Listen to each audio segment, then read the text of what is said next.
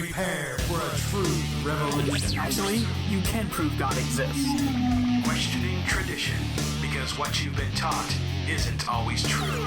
The truth will set you free. Welcome to Truth Revolution. This is where faith and reason meet. Your Pastor Dave. And your Pastor Jeff. Whoa. Wow. Look at that. I got That's Pastor weird. Dave here with me. Newly minted associate pastor at Revolution Church.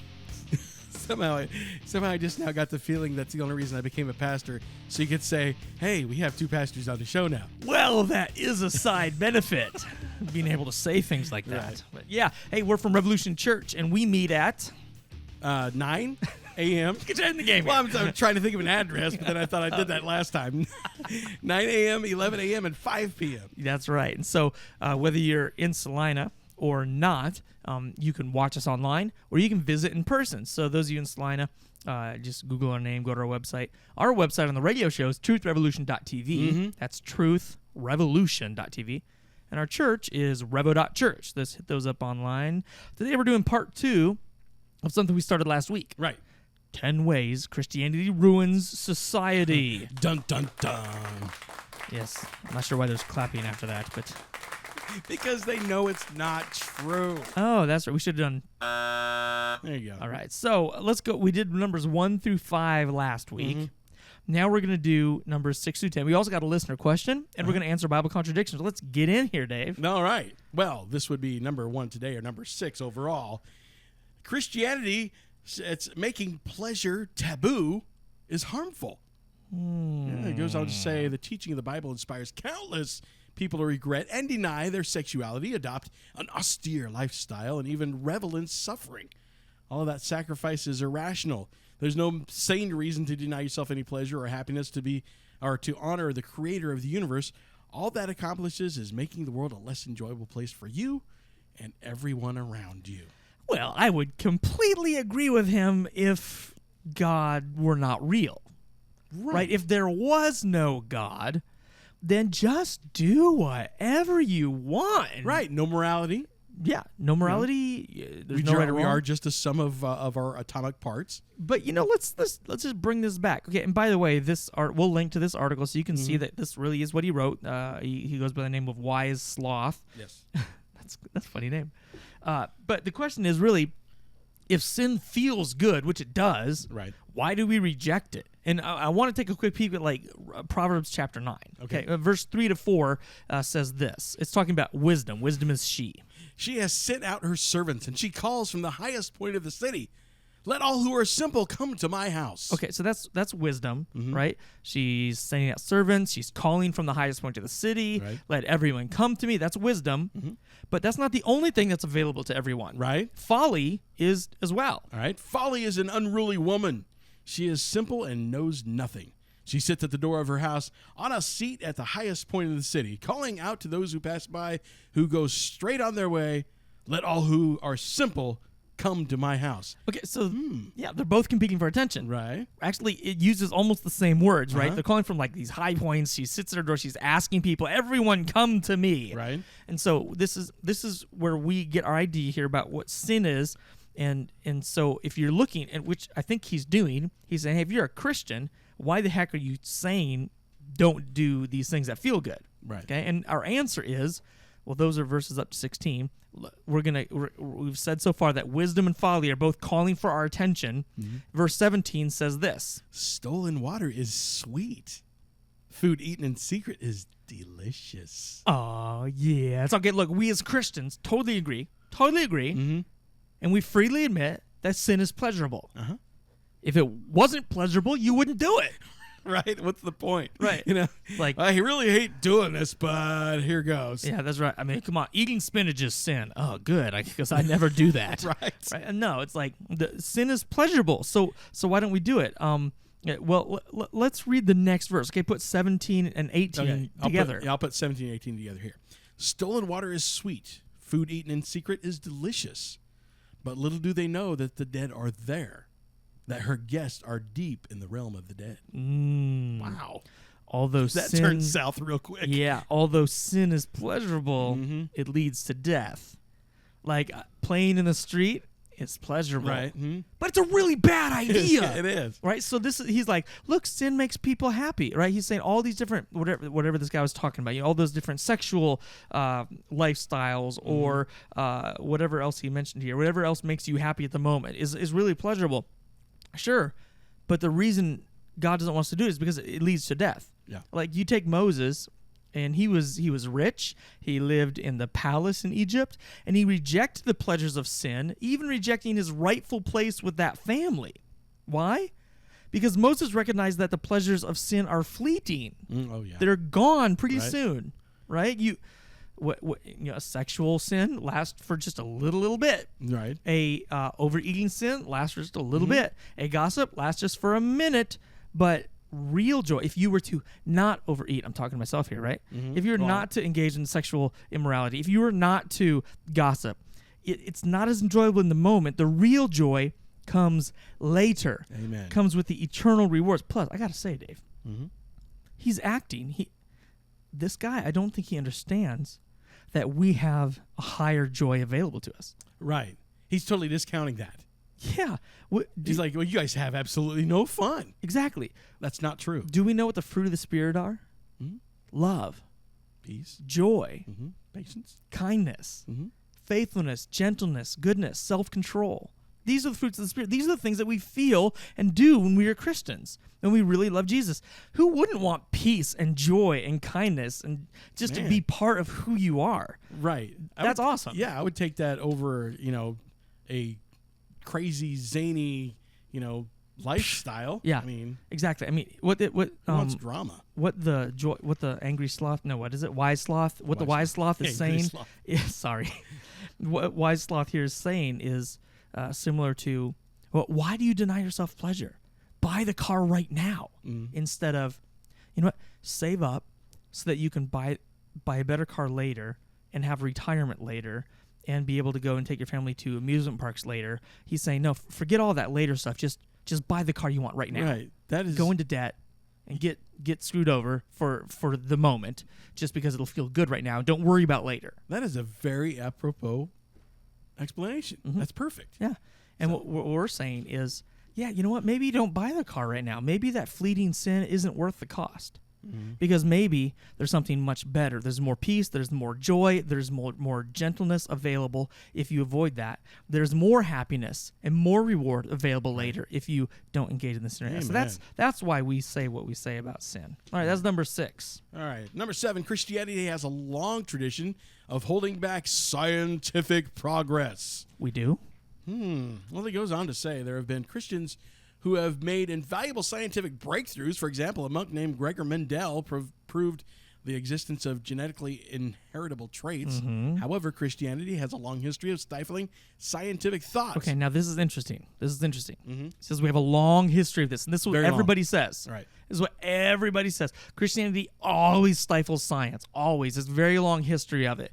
And they always mention Galileo. Right. And they never mention any other scientist. Why? Because you can't mention any other scientist that this happened to. Right. Not legitimately. Right. Other scientists were persecuted, but not for purely religious reasons. Right. And Galileo is not even purely religious, and he wasn't killed. He was just put into a lavish house and funded to continue doing scientific work later. Right. They didn't. It's not.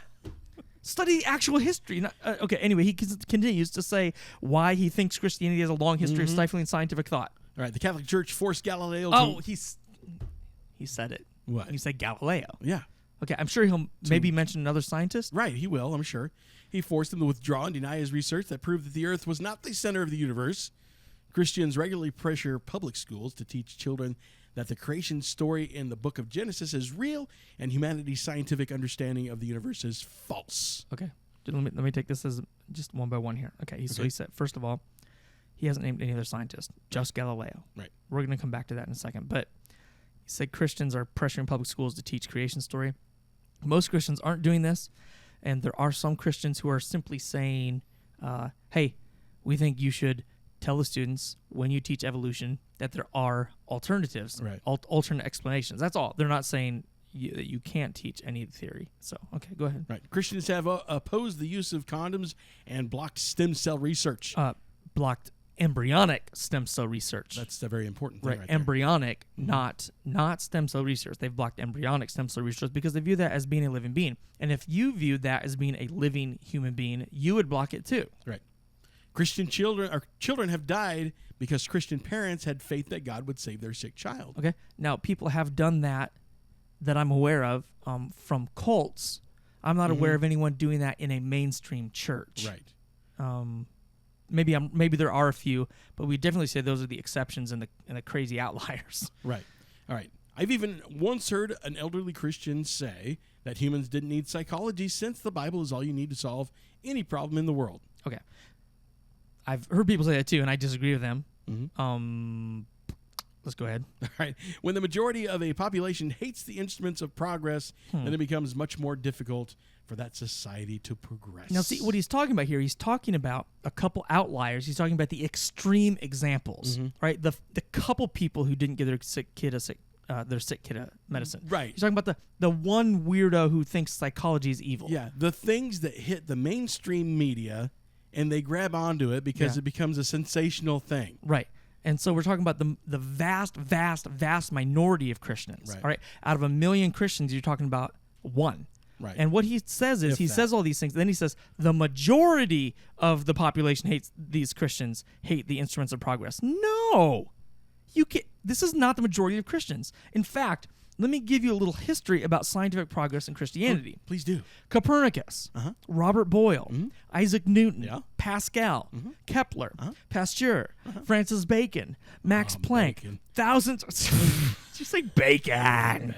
Thousands of other scientists all believed in God. Oh, and don't say that. It's true, Dave.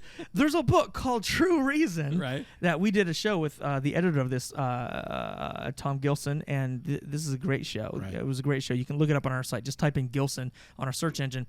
We go into all that stuff about scientific discoveries. Kepler, actually, it's in this book, right? Kepler, the scientist, one of the most famous scientists in the history of the world, says, the chief aim of all investigations of the external world, okay, science, should be to discover the rational order which has been imposed on it by God, and which he revealed to us in the language of mathematics. A Christian said that? A Christian who was a scientist said that. Now, this is interesting because, I don't know, the last week or so around social media has been this video about with this physicist talking about how perhaps God speaks in the language of mathematics, and everyone's like, whoa, this is a big deal. I'm like, well, look, we've been saying that for hundreds of years. Christians have been saying that for hundreds of years, right? Scientists got into science because they wanted to understand the mind of God. Yeah. And the fact that the universe is ordered, not just some random bubble of weirdness, but there's ordered and you can make sense of it. There's laws. That was interesting to them. All right, you got to check our show, Tom Gilson. 12th century scientist. Sometimes they point at the Dark Ages. Yeah. That's not because of Christianity. 12th century scientists didn't have centuries of history telling them that it's productive to spend your time in a lab. Right. When they started doing that, they started getting better. Right? They studied to gain a knowledge of God's creation. And it's just, they ask these questions, though, if Christianity is so pro-science, then why do they persecute so many? Well, Galileo's story is the anomaly. Right. Name me a scientist who wasn't Galileo who got persecuted because of the church disliking his scientific beliefs. There was Galileo. The church encouraged Copernicus to publish his book on the heliocentric view. Right? This is important. All right, we're going to come back. Number 8 says life sucks for everyone else when Christians rule the world. Yes. We're going to tackle number Yes, it 8, does. 9, 10. We're going to answer Bible contradiction. But hey, this is important stuff. You got to get to truthrevolution.tv. You got to listen to some past shows. You got all sorts of great information there. Thank you to those of you who donate. Amen. Thank you to those of you who make this show go. If you'd like to donate, you can send a check to Revolution Church. Just make sure it's marked for the radio show. But you know what? You know what, Dave? They should really come out to Revolution Church too. They need to. 9 a.m., 11 a.m., and 5 p.m. on Sundays. That's right. You've been thinking about coming out. Maybe you think about it for your kids, or maybe you should think about it for yourself. Why not just come try it for a few weeks? Just say, you know what, I'm just going to try it for 3 weeks and see what happens. Just 3 weeks. Just try it for 3 weeks. No one's going to hurt you, I promise. I bet you'll stick around. Good stuff. All right, we'll be right back with answers to more of these questions about why Christianity ruins the world.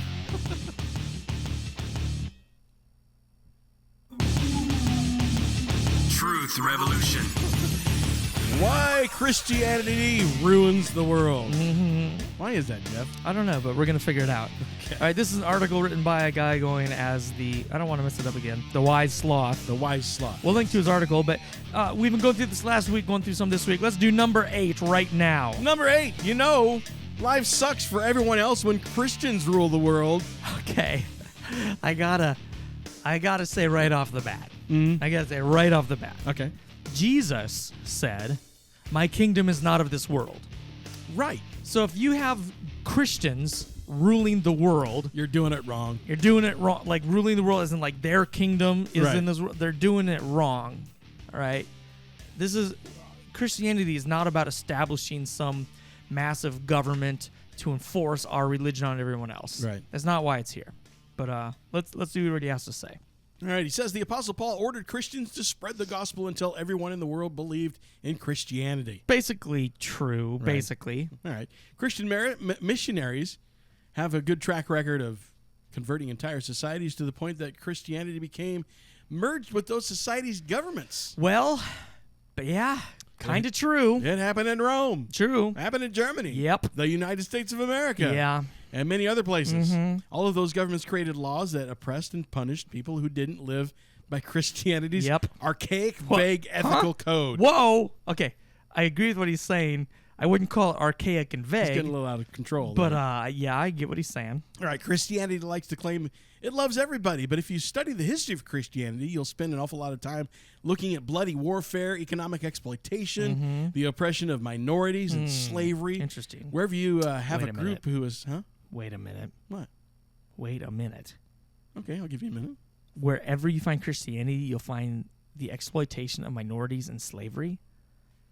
Yes, actually, this is true, but I put it the other way. Wherever you find exploitation of minorities and slavery, you will find Christianity, because Christians have consistently, since the establishment of Christianity in Rome, been against those things. Right. And they have gone into the world where those things exist and have tried to end slavery and exploitation of minors. In fact, there's a good article out there called I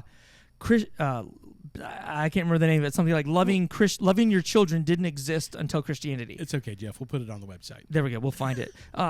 It's this concept that valuing your children and avoiding abuse for children was a Christian concept. It didn't exist Right. until Christianity.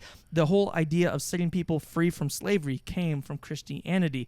The Underground Railroad came through Christianity. All these things. So that's just blatantly false. Right, and if people want to point to the United States being founded as a Christian religion or as a Christian Nation.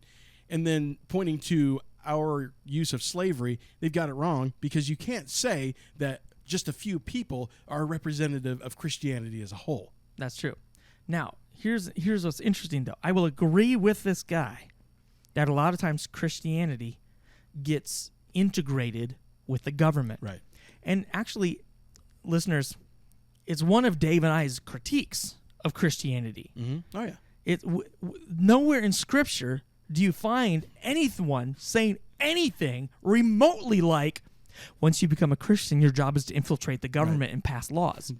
Nothing like that. Jesus said, go forth and make big governments. Right? No, man. Right? This is not. I got the explosion and the buzzer. Yeah, exactly. That was really bad. This is not what Jesus said. So I agree with the writer. Right. You find Christians doing these things, but that's not what Jesus instructed Christians to do. Right. And why would he nitpick on that one? Let me tell you something. A lot of times Christians do things that we're told we're not supposed to do anyway. We're sinners. Yeah, that's true. Of course, if we're going to pick on Christians having bad government, Oh, here we go. what would we say about the atheists? Right. Christians have killed, let's pick the highest estimate, millions in the last 2,000 years Right. through their governments. How many people have atheistic governments killed? Stalin and Mao. 46 some or more million just on their own in this century alone. Last century alone. Right? 46 million. Two atheistic governments have killed more than Christians have ever killed in 2,000 years. Yeah. So if you're going to get mad at Christianity, you got to look at the alternative. I'm sure there's some excuse, Jeff. There's got to be, right? All right, let's answer the Bible contradiction. How about that? All right, here we go. Bible contradiction. Bible contradiction. All right, check it out. Was John the Baptist Elijah who was to come? Well, John 1, 19 through 21 says, now this was John's testimony. When the Jews of Jerusalem sent priests and Levites to ask him who he was, he did not fail to confess, but confessed freely, I am not the Christ. I'm not the Christ. They asked him, then who are you? Are you Elijah? He said, I am not. I am not. Okay, so no. So no.